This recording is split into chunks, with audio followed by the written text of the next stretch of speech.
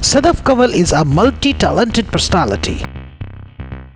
She is considered as the representative of younger Pakistani fashion model in the industry.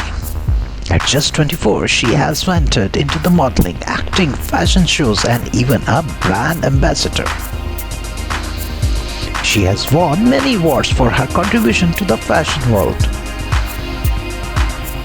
With 1.1 million followers on Instagram, Sadaf promotes her work and displays her lifestyle to her fans. She has played the role of Sharmeen Mukhtar in 2017 movie Balu Mahi. As a model, Kanwal has established a career and has been nominated for several awards, including Lux Style Awards and Hum Awards. In 2018, Kanwal performed an item number called Kafo Server in Na Malum Afraad.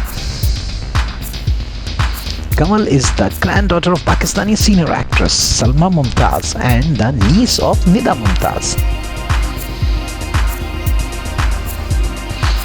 On 31st May 2020, Kanwal married Shahroz Sabswari.